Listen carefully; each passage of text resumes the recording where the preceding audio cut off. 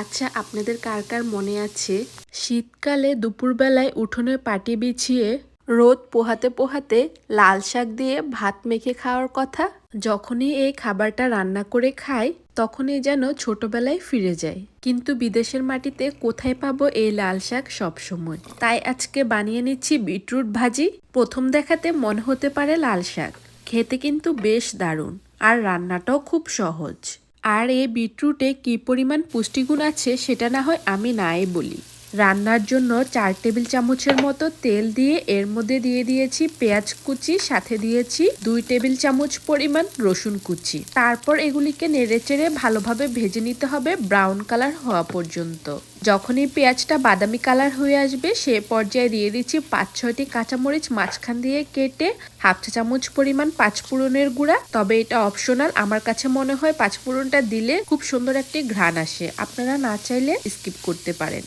Half চা চামচ পরিমাণ মরিচের গুঁড়া আর স্বাদ মতো লবণ।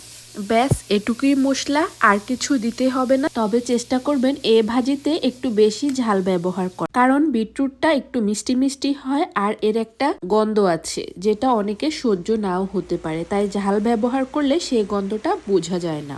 মশলাগুলো তেলের মধ্যে ভেজে নেওয়া হয়ে গেলে এর মধ্যে দিয়ে দিয়েছি গ্রেট করে রাখা বিটরুটগুলো। তারপর সবকিছুকে ভালোভাবে নেড়েচেড়ে মিশিয়ে নিচ্ছি।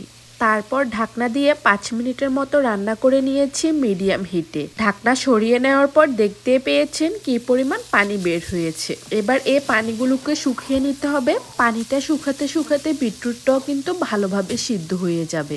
রান্না হয়ে গেলে সবশেষে উপর দিয়ে ছড়িয়ে দিচ্ছি কিছু পরিমাণ ধনিয়া পাতা। তারপর এগুলিকে আবার একটু মিশিয়ে নিচ্ছি। আর এই রান্নাটি করতে সর্বোচ্চ 10 মিনিটের মতো সময় লাগে। খেতেও কিন্তু ভীষণই মজাদার হয় আর খুবই স্বাস্থ্যকর খাবারটি। বাচ্চাদের যদি খাওয়াতে পারেন তাহলে তো আরো বেশি ভালো হয়। আর আমার মনে হয় প্রত্যেকটি বাচ্চাই পছন্দ করবে এই খাবারটি, কারণ এটা অনেকটাই মিষ্টি মিষ্টি, প্রায় মিষ্টি কুমড়ার মতো মিষ্টি। আমরা যেভাবে লাল শাক রান্না করি ঠিক সেইভাবেই এই রান্নাটিও করতে হয়। রান্না শেষ হওয়া মাত্রই গরম গরম ভাতের সাথে বিটরুট ভাজি নিয়ে বসে পড়েছি।